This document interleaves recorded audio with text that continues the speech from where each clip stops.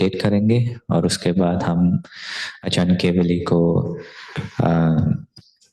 देशना के लिए अमर इनवाइट करेंगे।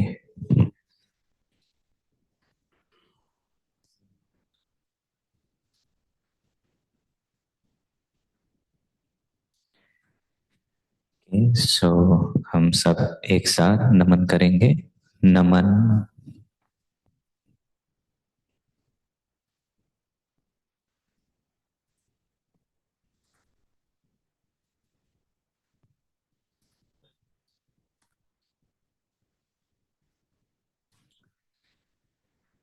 योऽसो भगवा अरहं सम्मा सम्बुद्धो स्वाखातो येन भगवता धम्मो सुपतिपन्नो यस भगवतो सावकसङ्घो तमयं भगवन्तं सधम्मं ससङ्गं इमे हि सकारे हि अधारः आरोपिते हि अभिपूजयामा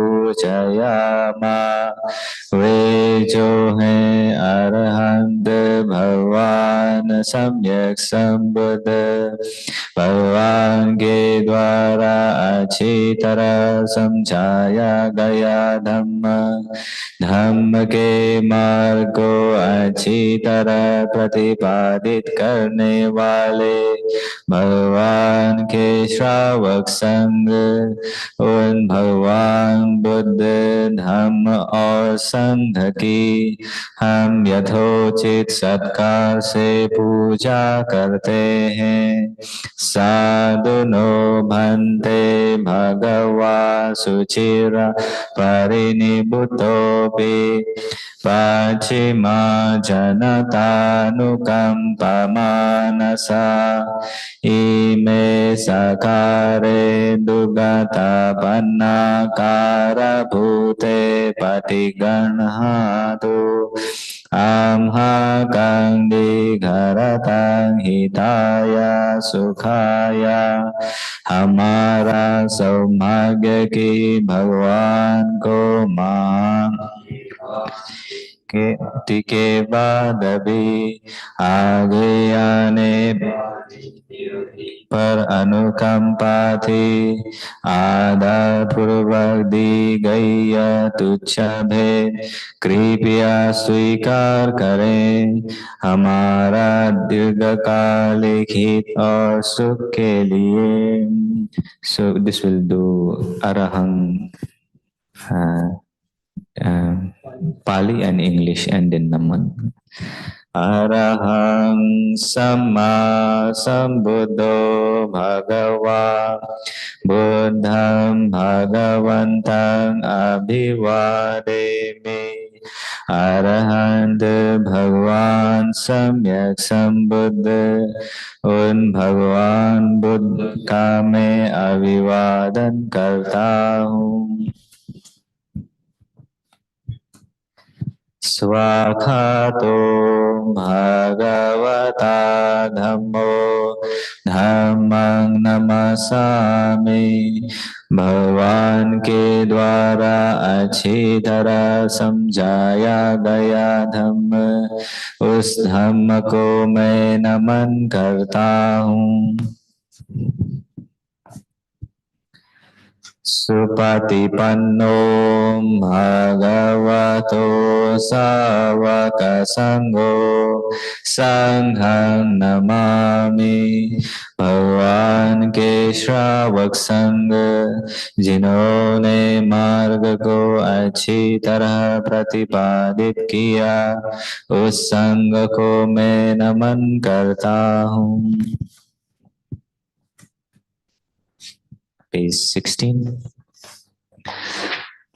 Annamaya buddhassa bhagavato bubbama ganamakarang karomase नमो तस्सा भगवतो अरहतो सम्मा सम्बुद्धास्सा नमो तस्सा भगवतो अरहतो सम्मा सम्बुद्धास्सा नमो तस्सा भगवतो अरहतो सम्मा सम्बुद्धास्सा नमस्कार उन्हें जो है अरहंत भगवान सम्यक संबुद्ध नमस्कार उन्हें जो है अरहंत भगवान सम्यक संबुद्ध नमस्कार उन्हें जो है अरहंत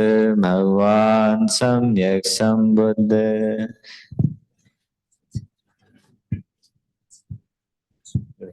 ओके, तो आगे से हम टाइम को देखकर हम सिर्फ हिंदी में करेंगे।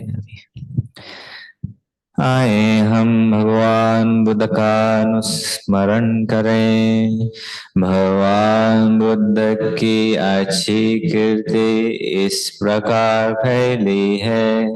ऐसे हैं भगवान अरहंत सम्यक संबुद्ध, ज्ञान और आचरण से संपन्न, सुगत एवं लोक ज्ञाता, भटके हुए मनुष्यों को संयमित करने वाले अनुपम सारथी, देवों और मनुष्यों के शास्ता भगवान बुद्ध।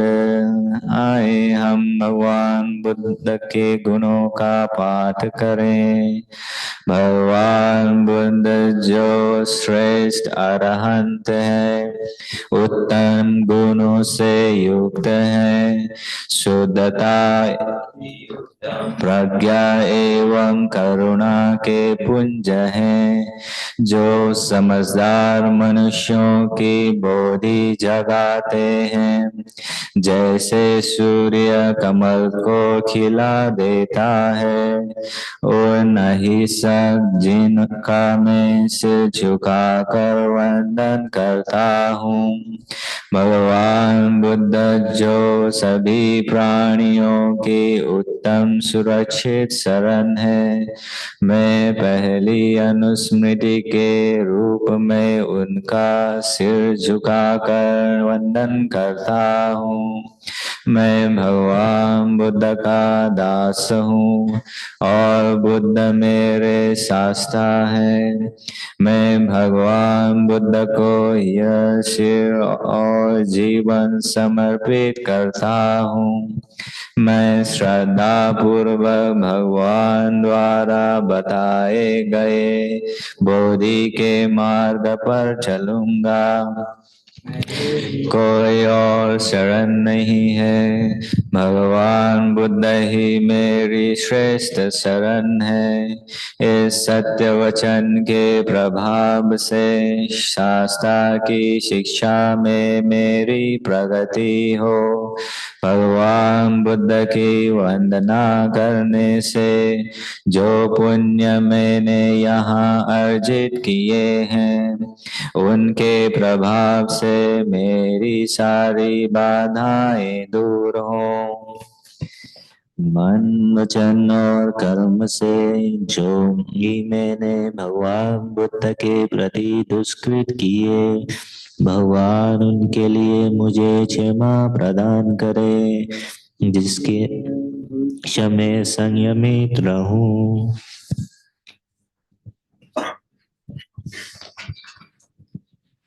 आए हम धम्म का अनुस्मरण करें। जो धम्म भगवान ने अच्छी तरह समझाया, यही स्पष्ट दिखता है, कालातीत है, अन्वेषण को प्रोत्साहित करता है, अंतर्मुखी करता है, प्रत्येक प्रज्ञावान को व्यक्तिगत रूप से अनुभव होता है, आए हम धम्म के महान गुणों का पाठ करें। भली प्रकार से समझाया गया ये धर्म सर्वश्रेष्ठ है, जिसके मार्ग और फल परियति और मोक्ष दो आयाम है। जो धर्म को धारण करते हैं उन्हें नीचे लोकों में गिरने से बचाता है। अंधकार हटाने वाले इस श्रेष्ठ धम्म की मैं वंदना करता हूँ। धम्म जो सभी प्राणियों की उत्तम सुरक्षित शरण है, दूसरी अनुस्मृति के रूप में सिर झुकाकर मैं उसका वंदन करता हूँ। मैं धम्म का दास हूँ। धम्म मेरा श्रेष्ठ स्वामी है। धम्म को मैं अपना सिर और जीवन समर्पित करता हूँ। धम्म की वंदना करते हुए मैं धम्म के श्रेष्ठ मार्ग पर चलूंगा। मेरी कोई और शरण नहीं है। धम्म ही मेरी श्रेष्ठ शरण है। इस सत्य वचन के प्रभाव से शास्त्रा की शिक्षा में मेरी प्रगति हो। धम्म की वंदना करने से जो पुण्य मैंने यहाँ अर्जित किए हैं, उनके प्रभाव से मेरी सारी बाधाएं दूर हो। मन वचन और कर्म से जो भी मैंने धम्म के प्रति दुष्कृत किए, धम्म उनके लिए मुझे क्षमा प्रदान करे, जिससे मैं भविष्य में संयमित रहूं। आए हम संग का अनुस्मरण करें। धर्म के मार्ग को अच्छी तरह प्रतिपादित करने वाले भगवान के श्रावक संग, धर्म के मार्ग को सीधे प्रतिपादित करने वाले भगवान के श्रावक संग, धर्म के मार्ग को ज्ञान पूर्वक प्रतिपादित करने वाले श्रावक संग, धम्म के मार्ग को निष्ठा पूर्वक प्रतिपादित करने वाले भगवान के श्रावक संग, जो हैं 4 युगल और 8 प्रकार के आर्य, ये हैं भगवान के श्रावक संग। वे हैं भेंट देने योग्य, आतिथ्य के योग्य, दक्षिणा देने के योग्य और नमस्कार के योग्य। इस लोक में अतुलनीय पुण्य क्षेत्र। आए हम संग के महान गुणों का पाठ करें। सधर्म से उत्पन्न शुद्ध गुणों से युक्त संग इस मार्ग को अच्छी तरह प्रतिपादित करता है, जो 8 आर्यों का श्रेष्ठ संग है, जिनकी काया और चित्त शील आदि धर्म से युक्त है। उस शुद्ध आर्य संग में वंदना करता हूँ, जो संग सभी प्राणियों की उत्तम सुरक्षित शरण है। तीसरी अनुस्मृति के रूप में मैं उस संग को सिर झुकाकर वंदन करता हूँ। मैं संग का दास हूँ और संग मेरे श्रेष्ठ स्वामी है। मैं संग को अपना शरीर और जीवन समर्पित करता हूँ और संग की वंदना करते हुए उन उनके द्वारा अच्छी तरह प्रतिपादित मार्ग पर चलूंगा। मेरी कोई और शरण नहीं है, संग ही मेरी श्रेष्ठ शरण है। मेरे इस सत्य वचन के प्रभाव से मैं शास्त्र की शिक्षा में आगे बढ़ूं। संग की वंदना करने से जो पुण्य मैंने यहाँ अर्जित किए हैं, उनके प्रभाव से मेरी सारी बाधाएं दूर हों। मन वचन और कर्म से जो भी मैंने संग के प्रति दुष्कृत किए, संग उनके लिए मुझे क्षमा प्रदान करे, जिससे मैं भविष्य में संयमित रहूं।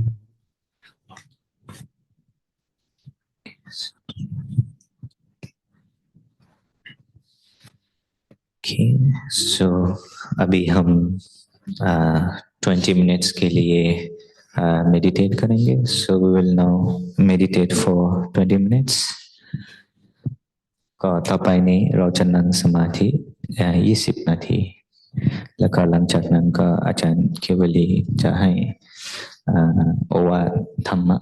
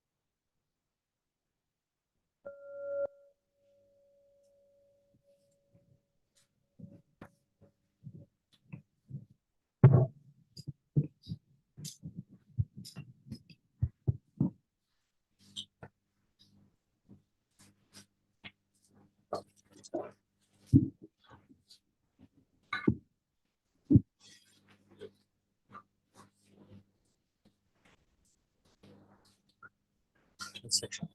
Okay.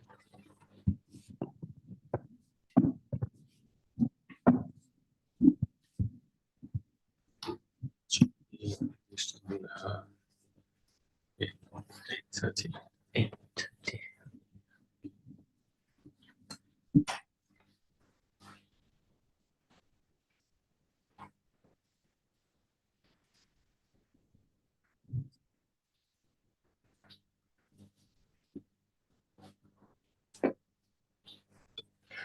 So now we'll invite Ajahn Kevali to give some Dhamma talk.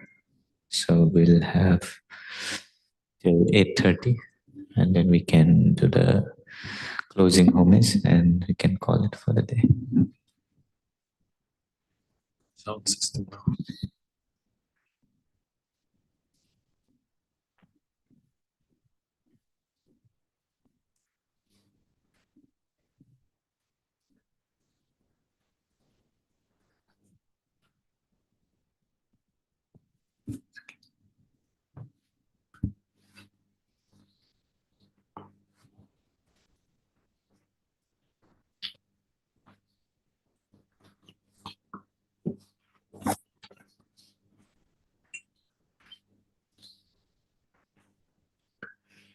Namo tassa bhagavato arahato samma sambuddhassa. Namo tassa bhagavato arahato samma sambuddhassa.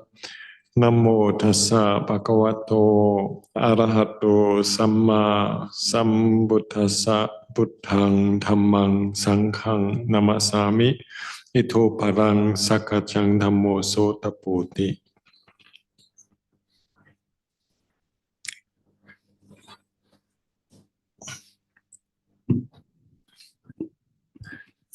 I'd like to ask permission from the elders from the Sangha and give my warm, welcoming well wishes to everybody in Arañña Saṅghārāma.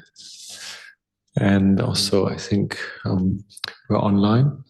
Yeah? Okay, good. Sadhu.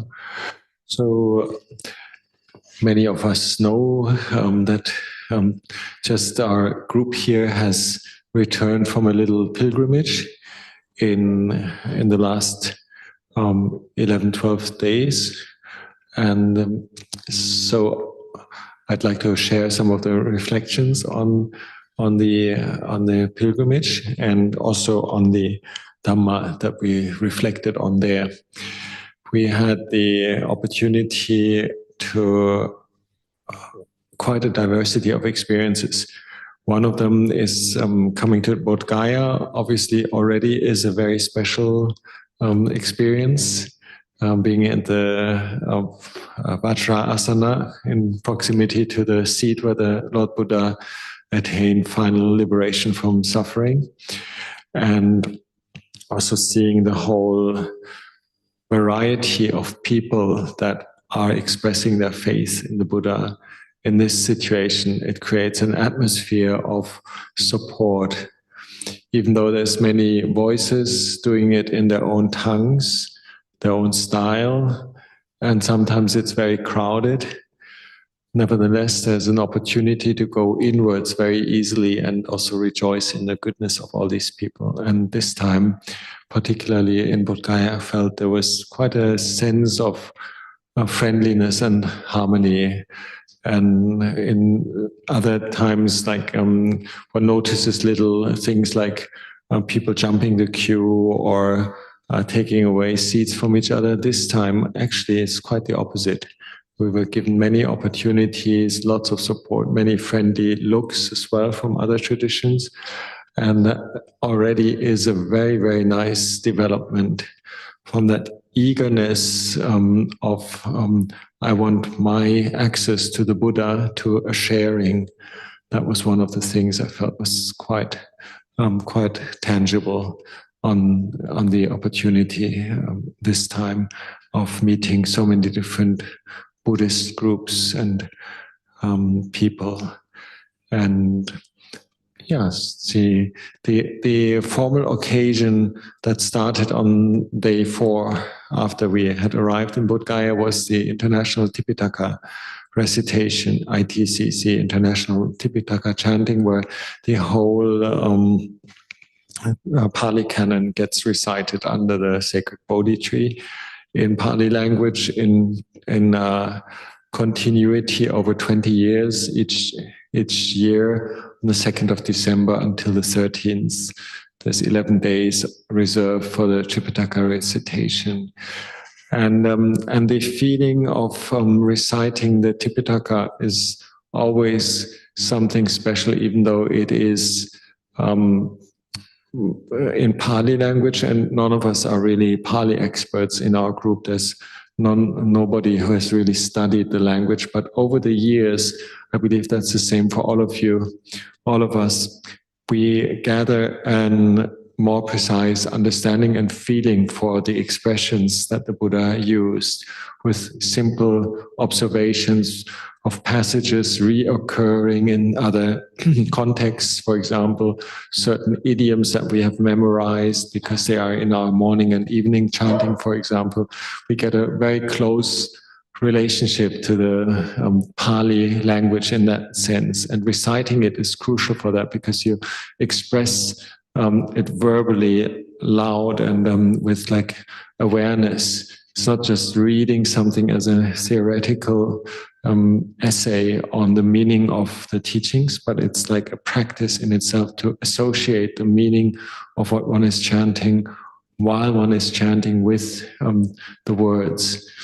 And this year's recitation was recitation of the Vinaya Pitaka, the Chulavagga, which is like also very dear to all of us here, because we study that quite in detail. The main training rules have already been recited in the 2 years before, and now it's the smaller training rules, many stories around it. And funny enough, this year it was all about the formal transactions of banishment and censure, and say giving a monk some say opportunities to purify himself through some special practices after having committed heavy offenses, for example. However, there are still many heartfelt I say passages in there that convey a meaning to people who are familiar with the matter. And also there are quite a few stories around the incidents that led to these training rules, which are particularly well known in our Sangha. The names of the notorious group of 6, for example, and they were always doing mischief, like quite obnoxious at the time of the Buddha.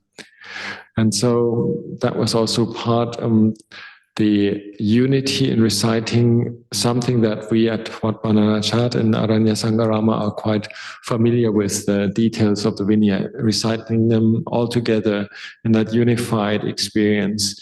And having that as a common denominator is a very precious experience as well. Particularly the Vinaya teachings are dear to our tradition. As you know, Ajahn Chah stressed like keeping the Vinaya as one's like way of life, and then having the Dhamma obviously more in an open way of opening up the heart and using wisdom, whereas the Vinaya then keeps it in a container of being precise and allowable, non-allowable is very clear, and we have a certain sense of certainty in terms of the Vinaya in our conduct, whereas the Dhamma many times is all about opening up and uncertainty or things that are bigger than our own little self. And whereas the Vinaya is very much like about, okay, you did this, then you have to do this. And these two poles of the practice, to be disciplined and to be liberal, they are very much like the hallmark of Ajahn Chah's teachings.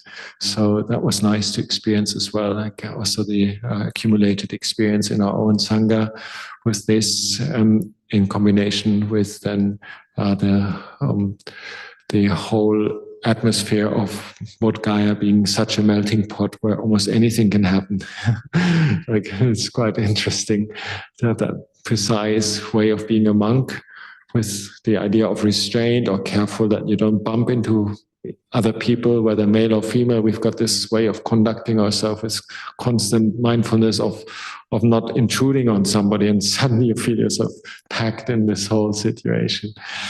So that was like a good exercise, being a Vinaya keeping monk in this very, very bubbling, energetic, outgoing atmosphere in Bodhgaya. Outgoing in one way, that everybody expresses their way of faith, and ingoing is then the key, where we practice by ourselves, sitting under the Bodhi tree, which all of us had lots of opportunity to as well.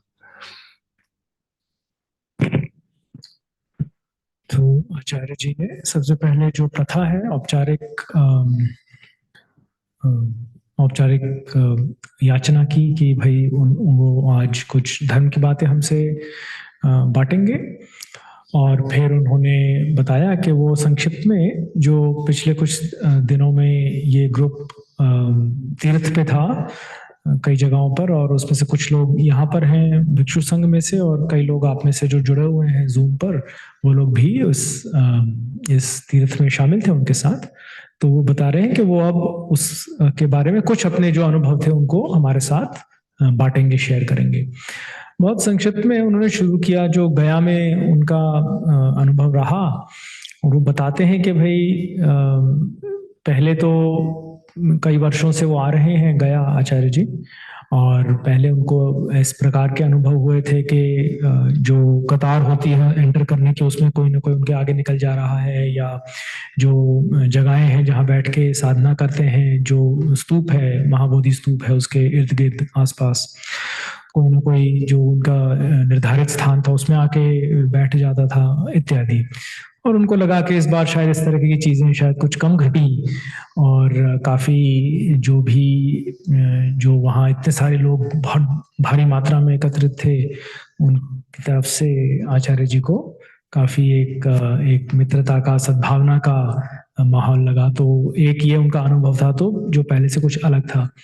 इसके बाद उन्होंने हमें बताया संक्षिप्त में कि जो औपचारिक इस बार इवेंट थी जिसमें वो गए थे, वो जो अंतर्राष्ट्रीय त्रिपिटका पाठ का जो समारोह होता है हर साल 2 दिसंबर से करीब 11 दिन के लिए, दुनिया के अलग अलग जगहों से भिक्षु इकट्ठा होते हैं, और जो सारी त्रिपिटका है उसका पाठ चल रहा है, पिछले कई सालों से चल रहा है, और पिछले मेरे ख्याल से 3 साल से विनय पिटक का अब पाठ कर रहे हैं।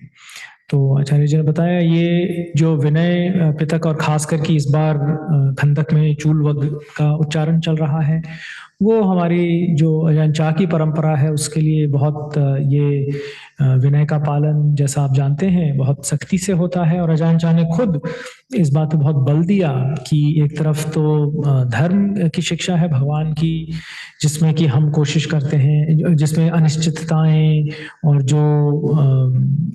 जो वस्तुस्थिति है उसके अनुसार हम उसको समझने की कोशिश करते हैं, चीजें बदलती रहती हैं, इस प्रकार का भाव रहता है। भाव ये रहता है कि हम किसी चीज को कस के ना पकड़ें, किसी चीज के प्रति तृष्णा ना हो। और विनय जो है एक तरीके से इस सब के लिए हमें एक बाड़ा देता है, एक बाउंड्री, एक सीमा देता है जिसके अंदर हम धर्म की साधना कर सके। तो विनय में अजान चाह के अनुसार जो फोकस था वो इस बात पे था, अपनी मर्यादा पूर्वक आचरण पे, खास करके मौखिक और शारीरिक आचरण पे। तो अजान केवली ने बताया कि अलग अलग जो प्रसंग आए इस बार पाठ में, चूलवग में, वो प्रसंग ऐसे हैं जो हम अपने विहारों में जो विनय की स्टडी करते हैं उसमें कई बार आते हैं, तो हम बहुत इनसे परिचित हैं। और हालांकि उच्चारण सारा पाली में हो रहा था, फिर भी पाली में भी और हम में से कोई भी उसमें पाली के विशेषज्ञ नहीं है, हमने औपचारिक रूप से उसका अध्ययन नहीं किया है, लेकिन फिर भी कई जो अंश हैं वो बार बार आते हैं, हमने भी इनको बार बार पढ़ा है, हमने अपने जो विनय क्लास है उसमें उनसे हम परिचित हुए हैं। तो एक पारस्परिक तरीके से हम माहौल वहाँ ऐसा था कि हमें लग रहा था कि हम काफ़ी फेमिलियर जो टेक्स्ट है उससे गुजर रहे हैं। और ओवरऑल आचार्य जी को ऐसा लगा कि बहुत ही एक माहौल उनके लिए परिचय का और एक ऐसी टेक्स्ट से मुलाकात का माहौल था जो हमारे लिए, हमारे परंपरा के लिए बहुत महत्वपूर्ण है। So I find myself in a quite difficult situation now, trying to explain a little bit what is happening in a place like Bodhgaya, and it's actually what I really don't want to do, to pin this down and say it was like this, or this worked, or this was really good, or this was like not so conducive. I feel we are so many times judging things, and particularly Bodhgaya is a place where you are reminded not to judge things, but to experience them. And it's not a theoretical practice there. It's like not something where you can just kind of go by the books at all. You see even the amount of different traditions there, and it just much more requires to open the heart and be kind to each other, and allowing for strange things to happen as well, and odd things to happen, both positive and negative. Obviously, there are also a lot of like unexpected positive things that arise, and most of us have the experience that like whatever happens, it's quite a deep experience in Bodhgaya. So I find it's difficult now to explain what's happening there, and what has happened for myself and the group. And I hope that everyone who goes to such a place or who was joining us has their unique memory that is meaningful to themselves, and that they can then bring to life again and use as a source of insight or good energy or faith or like effort, like that sense of like application, and not surrendering to that fatalist point of view. Everything's bad and everything's going down, everything's dukkha, but to do something that uplifts the heart. So in that sense, also I felt quite, through my upbringing, also a bit like, say, reserved in wanting to give Dhamma talks. There was the formal Dhamma talk at the International Tipitaka chanting in the evening, which obviously I enjoyed, and it was a very good atmosphere. And it was open in that sense that I didn't have a particular agenda of communicating something, say, particular. It was more about praising the atmosphere and giving support to people, like in that sense of harmony there. And then we had our own little program, which I thought we're all experienced practitioners. Like there's no beginner with us. Like, and we're all many years together, and the monks are in it like with their whole life, in terms of like having Dhamma and Vinaya practice 24/7. In that sense, we're not beginners, so I don't have to actually explain things or dish out another theory how the Dhamma is meant. That would be actually quite scary to do that in front of the, say, for the background of the Buddha being fully awakened to a very, very profound truth. And who would I assume I am to talk about this? So I thought a good thing to do is just to recite, even in our own time that we had as a group, and recite some of the key passages from the suttas. And again, we're not Pali experts. We don't know the fine points, and there may be some things that we like doubt what it does it actually mean. But we can always revisit that source of the suttas in the language of the Buddha and make our inquiries. We can carry these Pali quotations or like words of the Buddha with us, and then gradually discover the meaning. And in that sense, I felt very inspired myself to compile things that the Buddha said about his own development towards full awakening, and then the second part, then what happened right after he was awakened under the Bodhi tree. These are some of the most famous passages. The latter part, like the first utterances of the Buddha, and then the various inspired, spontaneous remarks about what he discovered, and also very deep in terms of like describing the awakening experiences. So, and then before that, we had one day when we went in the afternoon to, it's called Dongeshwar. It's a hill close by Gaya, where like there's a whole hill range, mountain range that may have been covered with thick forest before. It's quite rocky now, and it extends all the way in one line to Ratchagiya, and the beginnings are close to the Falgu River or the Neranjara River in Gaya. So, and there's a particular spot that I like very much, is the spot where the Buddha did his ascetic practices, and had this the trial and error period of finding out what would work. And he was going by the externals, by these are the methods to do things. This is how you practice, like all the recommendations, all the techniques, and all the rituals, and all the say ascetic techniques, one can say. And then he didn't succeed with this, and got only weaker and weaker, and was using more and more force.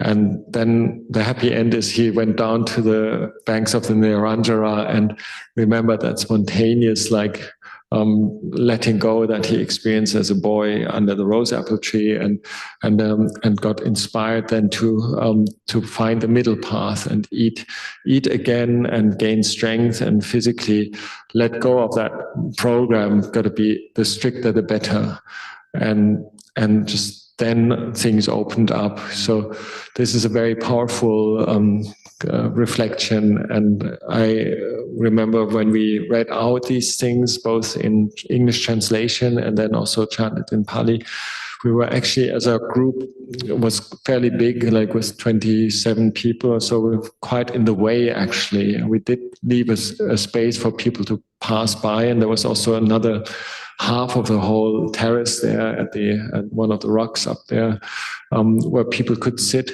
And I noticed that there were actually quite a few people sitting and listening to our chanting and also to the translation. And that was really actually quite touching.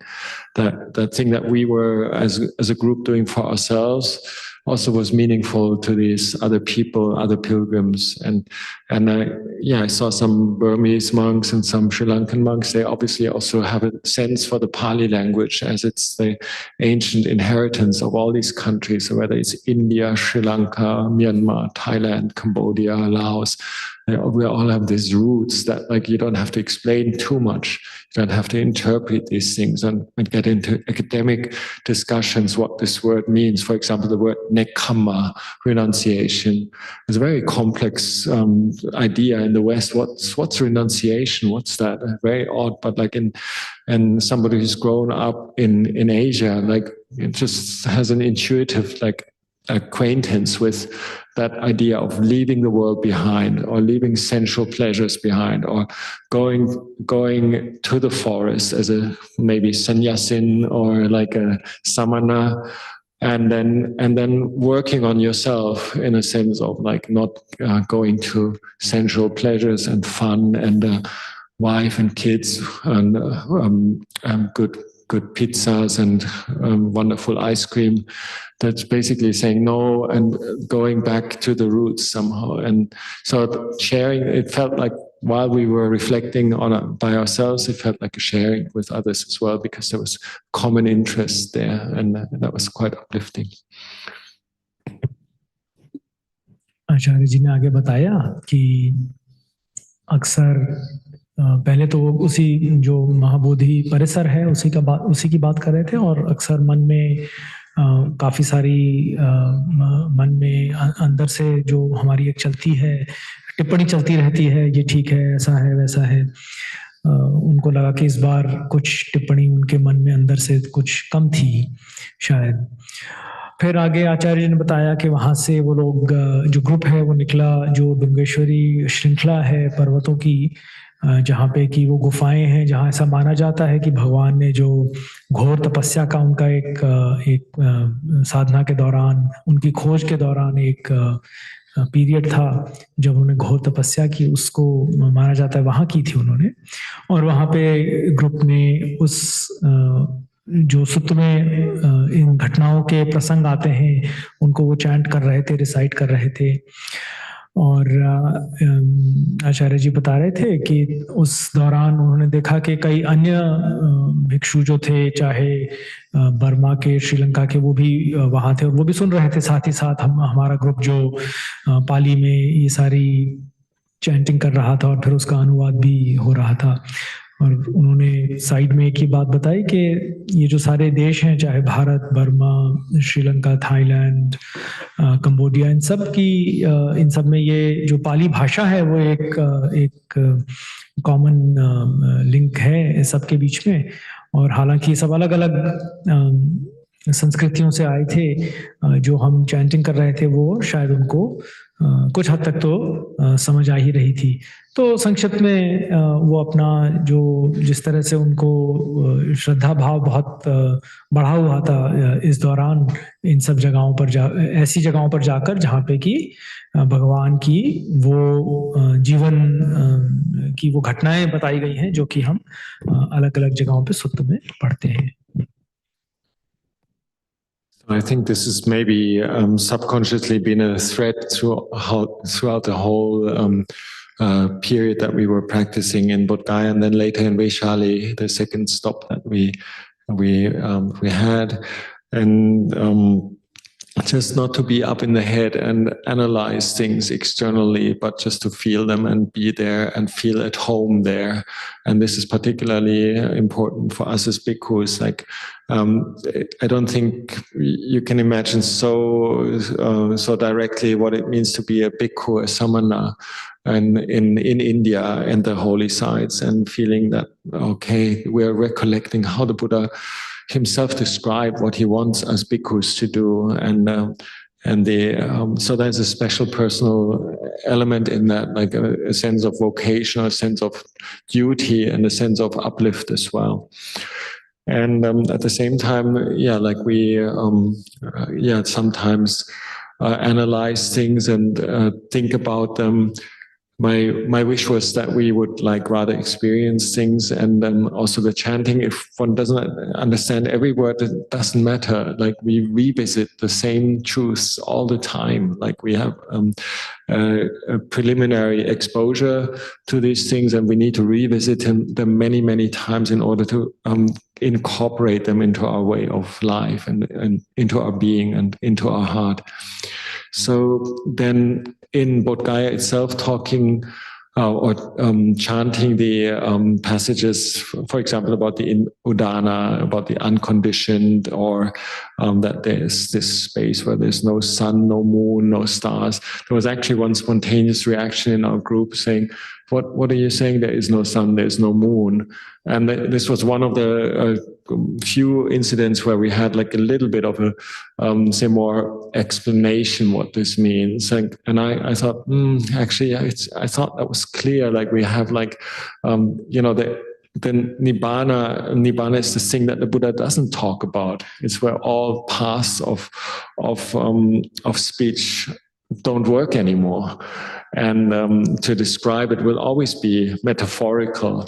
But it felt good then touching on this, and then that was there as a basis as well for us. Like, okay, there is the unconditioned, there's the things that we can't talk about, yet we approach it through through language, through practice, through instructions for meditation, through techniques even.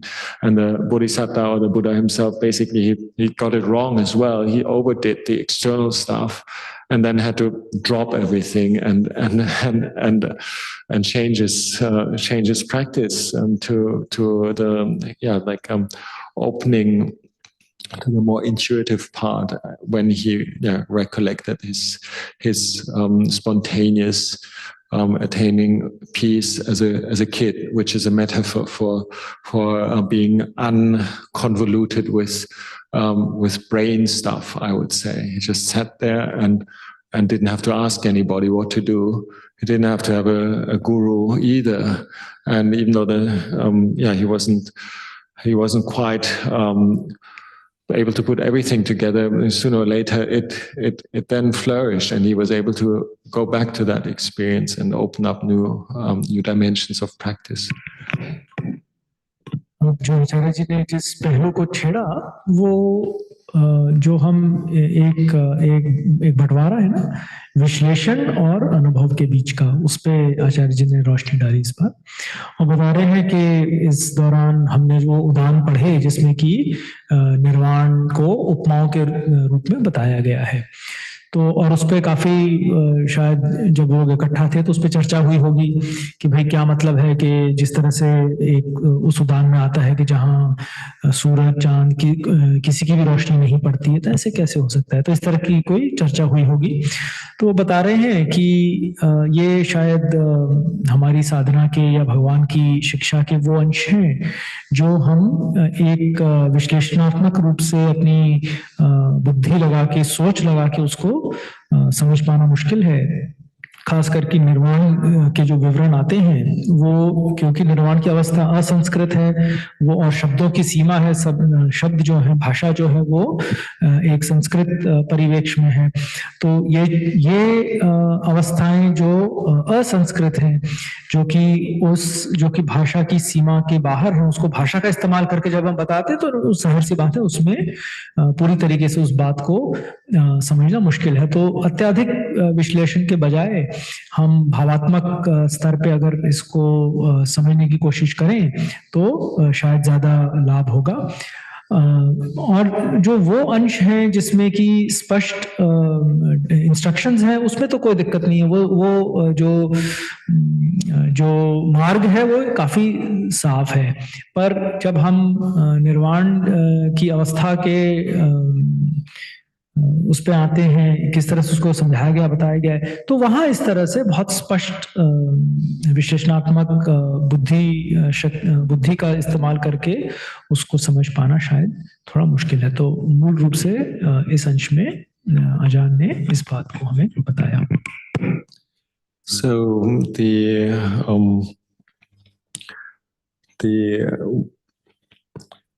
underlying sense of effort is also something that is there when we are in Bodhgaya or in any inspiring place. Is that feeling of like we need to work on ourselves, and we need to say strive is a word, like, which means like we have energy and we feel inspired and we can do things that we may not be able to do otherwise because we've got this backwind of like good energy and good group things, and that was tangible, obviously. And the one other outing we did was going to Gurupa mountain where Venerable Mahakassapa has practiced. Let's put it like this: what the historic facts are, I'm not sure, and apparently he practiced in the very end of his life there, and all the way that he possibly just basically faded away in meditation, or he entered Nirodha Samapatti. So this is again like cannot really rationally explain what happened there, but it's an outstanding hill with a wonderful view and perfect spot for somebody who practices like a forest monk, lives out in the open, prone to the elements, and is it's a tough thing. And so that element of us as forest monks was like apparent for me as a reminder: don't take things too easy. It's not about just renouncing the ice cream or so, and it's also about putting forth effort and making a huge climb. And the passages that we recited up there were about the ascetic practices, which Venerable Mahakassapa practiced both for his pleasant abiding in his very life now, and also out of compassion for later generations, which is us, basically, like wearing Pamsukula Jiva, living as a forest dweller, taking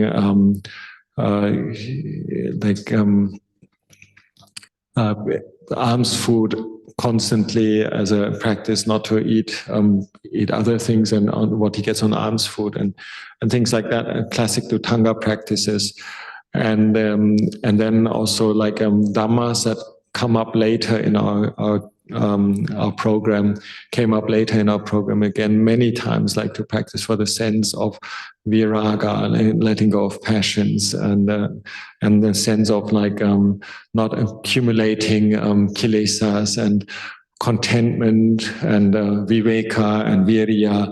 These are like parts of the emphasis in our own tradition, and they were well expressed in these very words of Venerable Mahakassapa in the Theragatha, for example, or like in the suttas where he explains why he's doing these practices. So that was a personal also like reminder.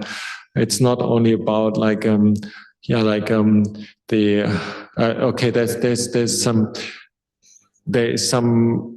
goal, the stakes are very high in terms of renunciation. It's not only about like simple things, like actually like if somebody practices on the level of Mahakassapa, it's about life and death, basically. You do a lot of things where you actually feel it's really not comfortable.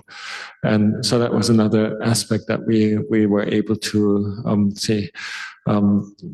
take in on the Guru Mountain, and also the beauty of nature at the same time, plus the challenges. So these are just my short little notes on that part.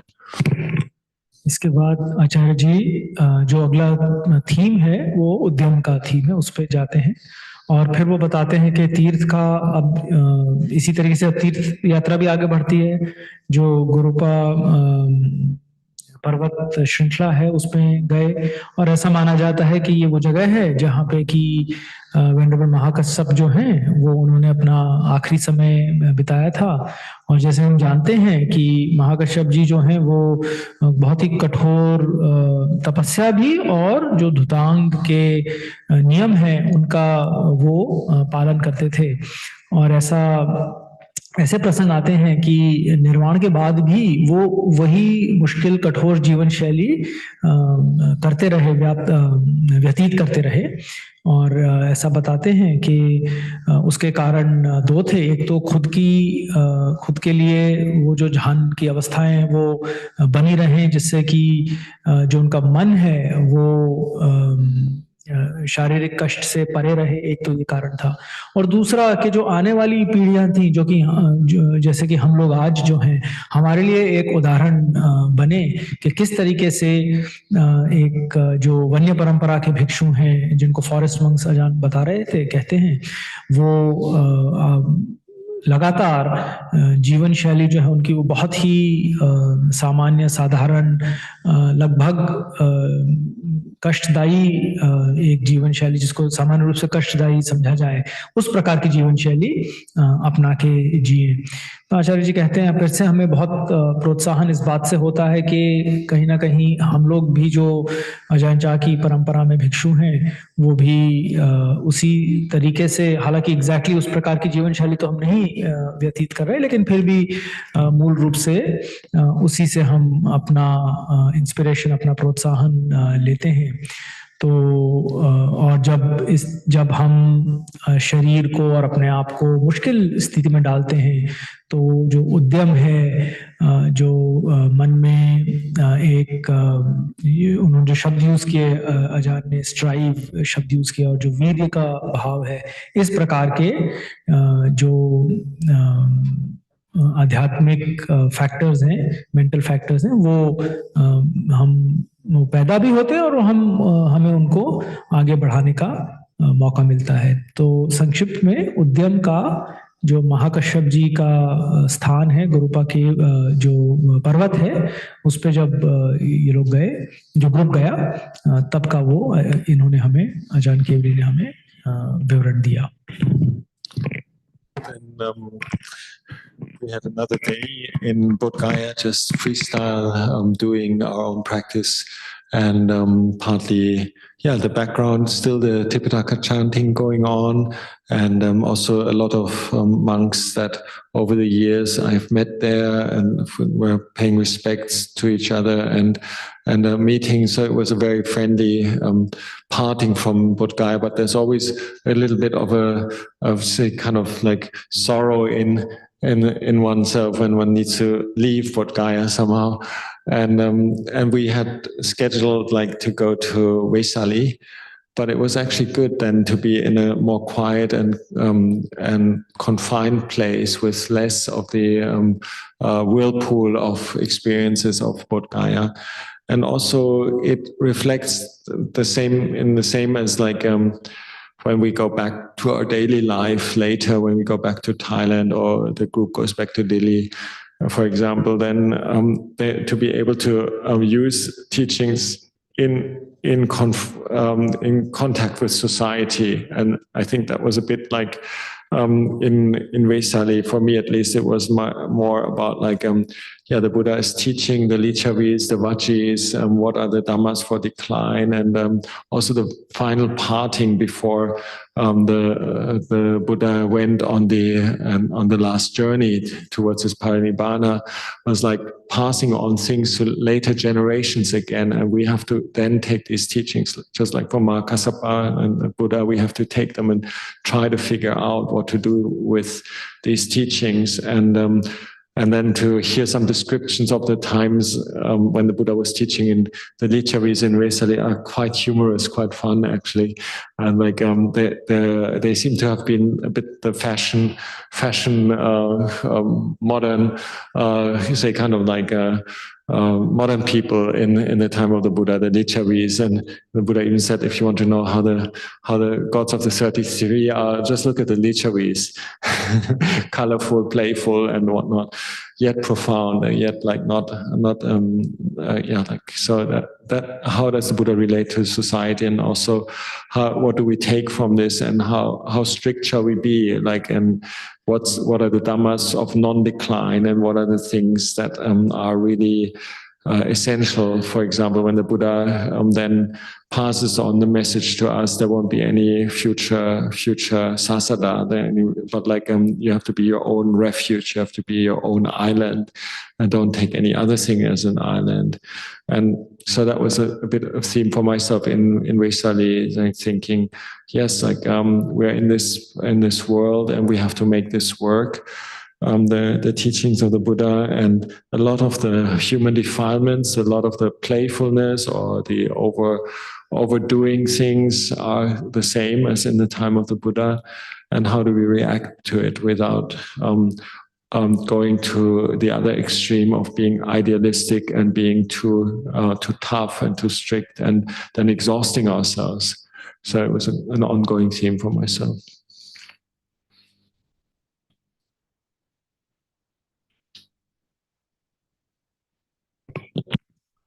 अगला प्रसंग, जो अगला theme आचार्य जी बता रहे हैं, वैशाली, अब ये लोग कश्यप जी के स्थान से फिर वापस गया आए और फिर वैशाली पहुंचते हैं। यहाँ पे अजान के मन में ये जो एक पारस्परिक द्वंद्व चलता रहता है, दो तरफ के खिंचाव का। पहला कि और उन्होंने जो लिच्छवी थे जिनके प्रसंग आते हैं सुत्त में कुशीनगर के, जो कि जाने जाते थे बहुत ही एक अपनी इस प्रकार का उनकी जो जीवन शैली थी वो काफी, इसका हिंदी अनुवाद क्या होगा, जो इन्होंने बताया कि काफी वो प्लेफुल शब्द अजान इस्तेमाल किया, मैं अभी उसका ठीक से अनुवाद सोच नहीं पा रहा हूँ, पर तो एक तरफ से तो इस तरह की जीवन शैली की बात हो रही है जिसमें काफ़ी हम एक दूसरे से संपर्क कर रहे हैं और आदान प्रदान चल रहा है, एक हल्का माहौल है, बहुत ही अत्यंत हल्का माहौल है। और दूसरी तरफ बहुत ही कसा हुआ एक जीवन शैली है, ऐसा मन है जो कि तना हुआ है, ऑलमोस्ट तनाव में मन है और सारा भाव जो है वो काफी कसा हुआ भाव है। तो अजान कह रहे हैं जब वो वैशाली में थे तो ये जो भिक्षु जीवन में भी इस तरह से हमेशा से एक बीच का रास्ता ढूंढने का हमेशा से चैलेंज रहता है, ना बहुत ढीला और ना बहुत ज्यादा कसा हुआ। तो तीर्थ के उस चरण में अजान इस बीच के रास्ते को ढूंढने में इनके मन में ये बातें चल रही थी कि किस तरीके से अपने आप को हम बीच में रखे, ना बहुत ढीला ना बहुत ज्यादा कसा हुआ। Leaving Bodhgaya, we did one last circumambulation together, which was for me a powerful experience because it's actually impossible to do these group circumambulations. We were holding one of the ceremonial ropes that we wanted to offer to Buddha Metta, and magically everything was like the path was clear. We were able to do this, like out of the respect that other people had and made space for us, and out of our own not intrusiveness and the power of having a group effort, like to express one's faith, and that was respected by people, and we were suddenly given access to this last final ritual in Bodhgaya. Similar things happened in Vesali when we actually were arrived just 5 minutes before the gates closed, and we were let in still, maybe through the friendliness of our organizing team, and maybe through the power of the Sangha, or maybe through the whole of the group. It just felt like people were giving us the opportunity, and we were able to do another 3 rounds around the stupa in Vesali where the lion's pillar is, and it just felt just rewarding somehow, like also the group energy that we were able to maintain, and just to not doubt about these things, just do them, and then people will support you, and that was very tangible as well. जो आखिरी बिंदु आचार्य जी ने बताया वो ये था कि कई बार तीर्थ में ऐसी घटनाएं घटी जो सामान्य रूप से समझ पाना या समझा पाना मुश्किल है।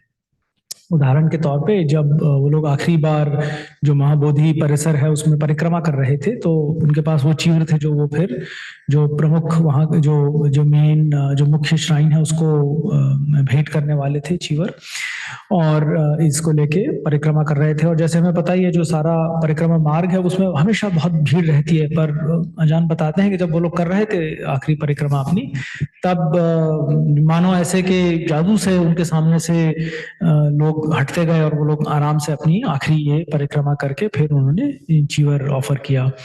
इसी तरीके से वैशाली में जब पहुंचे शाम को बिल्कुल लगभग समय बंद होने का आ गया था, लेकिन फिर भी जो वहाँ के गार्ड्स वगैरह थे उन्होंने ग्रुप को अंदर जाने दिया ताकि वो लोग अपना नमन कर सकें स्तूप को। तो इस तरह से कई घटनाएं घटती हैं जो सामान्य रूप से हम कह नहीं पाते, और हम इस पे कल्पना कर सकते हैं कि अच्छा भाई ये जो संघ है उसकी जो पारमी है इसके कारण हो रहा है, या जो ऑर्गेनाइजर्स हैं वो काफी कुशल हैं, हम इस तरह से हम काफी चीजें सोच सकते हैं। पर इसमें बहुत ज्यादा फिर से वही बात है कि बहुत ज्यादा सोच और विश्लेषण लगाने की जरूरत नहीं है, बल्कि हम इस बात अपने मन को इस पहलू की तरफ थोड़ा सा खोले, ओपन करें कि जीवन में ऐसी घटनाएं भी घटेंगी। तो अपने आखिर में जो उन्होंने बिंदु आचार्य जी ने उठाया वो ये वाला, इस तरह से जो जीवन में कई सारी घटनाएं घटती हैं जो सामान्य रूप से समझना या समझा पाना मुश्किल होता है। This was also in other areas, the feeling of being, say, supported, and feeling of belonging to this scene, whether it's walking through the villages and similar to here in Rampaganda, for example, with this ancient culture of India and the samana being meaningful to people, plus the group of like respectful human beings that are relating with human kindness to people that they meet, like our whole group altogether. This was like actually really uplifting, thinking there's not many people in the world, many places in the world that people can experience this, and also not many forms of like interacting with each other that people get the benefit of that support of like being given respect or respecting others. And so that felt very uplifting in these very down-to-earth situations in Bihar.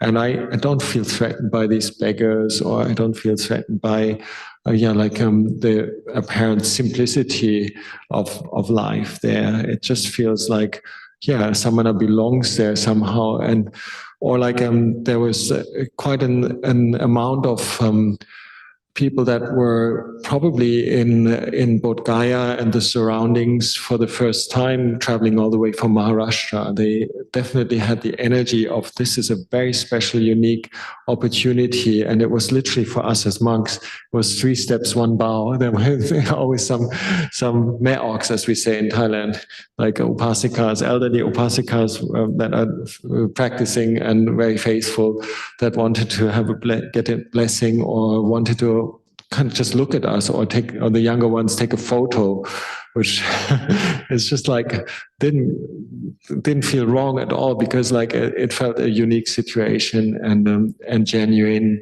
respect. And so I feel that was also part of the whole uplift of this group. 2-3 अलग-अलग बिंदु आचार्य जी ने बताए। एक तो ये कि भारतवर्ष में हम कहीं भी जाते हैं तो जो सन्यासी है, बिना इस बात की चिंता किए कि वो सन्यासी एग्जैक्टली किस परंपरा का है, जो सन्यासी है उसको आदर और सत्कार और सपोर्ट मिलता है। वो बता रहे हैं, चाहे हम बिहार में गए, चाहे यहाँ हम रामपुर गेंडा में आते हैं, केवल इस बात की वजह से कि हमने जो गेरुआ वस्त्र है वो पहना हुआ है और हम नियमों का पालन करते हैं, सन्यासी नियमों का पालन करते हैं, केवल इसी बात की वजह से भारतवर्ष में हम कहीं भी जाते हैं तो हमें आदर, सत्कार और सपोर्ट मिलता है। एक तो ये बात उन्होंने कही।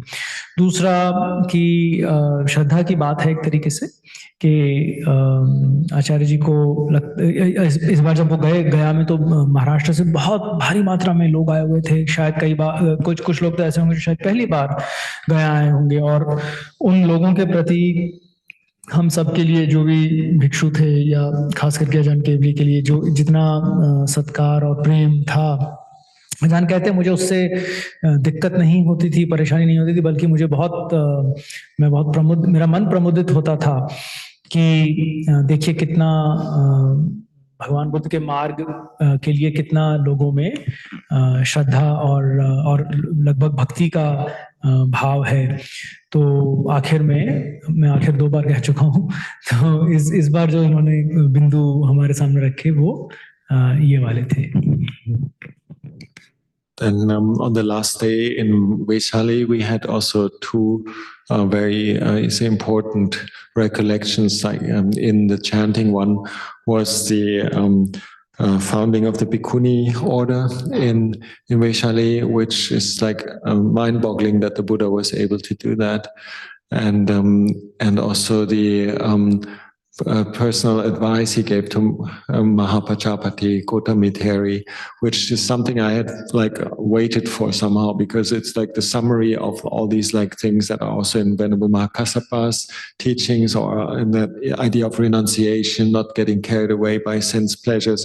These are the real practical topics that we're working on, like contentment and fewness of wishes, and I find them so up to date, and so that was a real gemstone for me, the whole topic of like renunciation, not getting carried away with things, not aggrandizing things, and not socializing all the time, and not having like that profiling with externals like that determines us so much.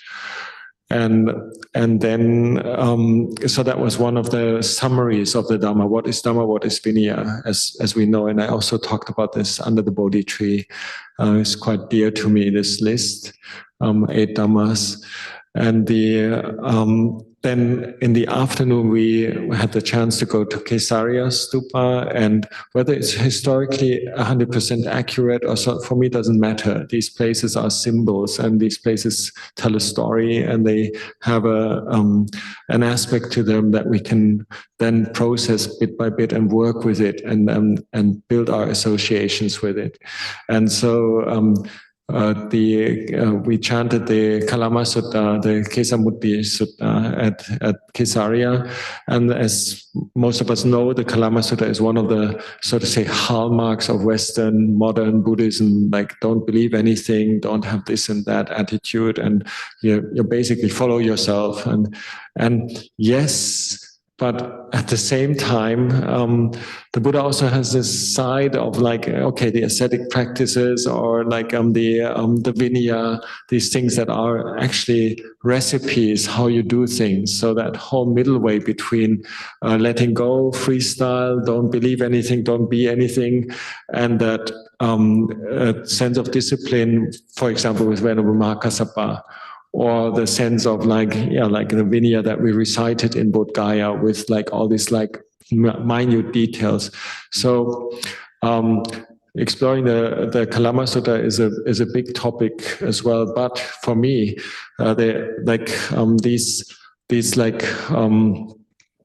it came up during this pilgrimage that actually the Buddha just tells these Kalamas, just don't be up in your head, just don't theorize all the time, just don't think all the time, just do good things. Is it good when you do good things? Yes. Is it bad when you do bad things? Yes. So very simple things, just go back to the basics, do wholesome deeds, which is the continuation of after the Buddha talks about all the things that you can get misguided by, and by various teachers telling their theories and telling their logic and so forth. You can then go back to say, simply, is this wholesome? Does this feel good? Is that, according to my intuitive understanding, something that frees me or something that fetters me? And then it contains my favorite chant, is the Metta Sagatena, the 4 directions of like 4 Brahma Viharas. And so that was like the conclusion for me, like, okay, go back to your own heart, just like I thought, like we don't have to talk too much about it, don't have to interpret too much about it, just go to that intuitive feeling. What we are discovering in this process of practice is like not so easy to define. You can't really pin it down 100%, but follow your heart basically, and open up this capacity to know, is it wholesome? Is it unwholesome? Is it leading to something good? Then let's do it. And does it feel supportive? And that was something I could really extract from this little pilgrimage, and want to share this for tonight. I think that's probably enough. Otherwise, I'd get too much into explaining things that can't really explain.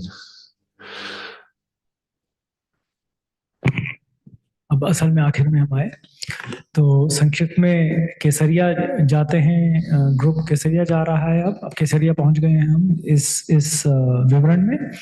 और कलाम सुत्त, अब आचार्य जी कहते हैं पता नहीं अब ऐतिहासिक इसमें कुछ शायद विवाद हो सकता है कि कितना ऐतिहासिक है ये, लेकिन जो भी हो, इसको हम अगर भाव के स्तर पे देखें तो कलाम सुत्त जो है वो एक तरीके से पाश्चात्य बुद्धिज्म का एक अब वो बन गया है, सूचक बन गया है, क्योंकि ऐसा जो पाश्चात्य टीचर्स हैं वो काफी इस बात को पसंद करते हैं कि वो जो एक पर्टिकुलर कलाम सूत्र की रीडिंग है कि भाई आपको किसी चीज पे विश्वास करने की जरूरत नहीं है, केवल अपने ऊपर जो अपने आप को ठीक लगता है, जो खुद हम आजमा सकें उसी को सही समझें, वगैरह वगैरह, इस प्रकार का जो एक सोच है। और अजान कहते हैं कि मैं हमेशा ये जो सोच है इसको बैलेंस करता हूँ। जो अन्य जगहों पे भाव आते हैं सुत्तों में, त्रिपिटकम में, कि जिसमें कि बाउंड्रीज हैं, विनय की बात है, शिलो की बात है, अपने आप को मर्यादा में रखने की बात है। तो ऐसा हम तो इसका भी हम बैलेंस बना के चलें। और उनको यही लगा उस जगह पे केसरिया में कि बहुत ज़्यादा एक तरफ इस तरफ जो ये एक पाश्चात्य समझ है कलाम सूत्री, उस तरफ बहुत ज़्यादा झुकने की ज़रूरत नहीं है। तो बस संक्षिप्त में अजान कहते हैं यही मेरे कुछ एक्सपीरियंसेस रहे जो वो हमारे साथ शेयर करना चाहते हैं। तो हम अजान का साधुवाद और अनुमोदन कर सकते हैं। अन्नमयं धम्मगाथा साधुकरं गरामसे साधु साधु साधु अनुमोदामि।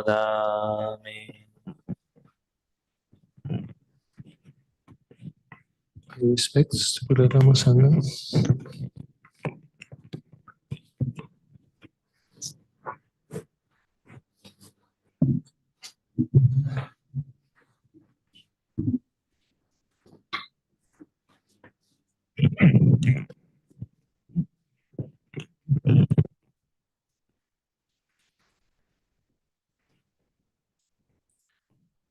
Arahang Samma Sambuddho Bhagava Buddhang Bhagavantang Abhivademi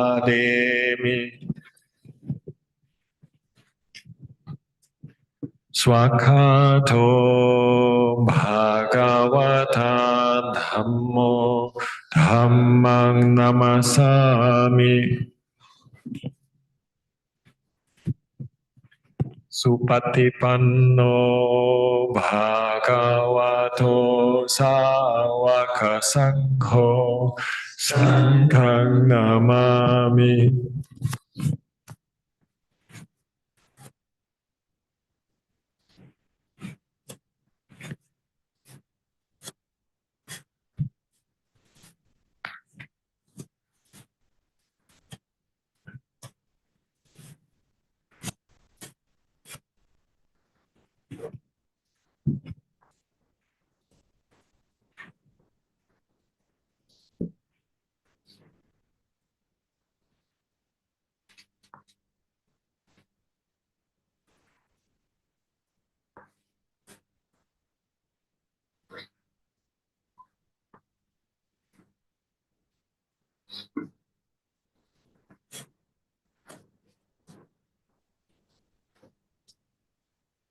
Let's bow 3 times to the Sangha. आइए हम 3 बार नमन करें संघ को। First bar Naman, second bar Naman, third bar Naman. Thank you. Sadhu, sadhu. I think on the very, very back at the shala, I see that there's a Zoom meeting with many, many little pixels there. Anumodana for attending from far away. And also for our Thai group, when we come back to Thailand, we'll have plenty of opportunities that I share similar things in Thai language. Don't worry.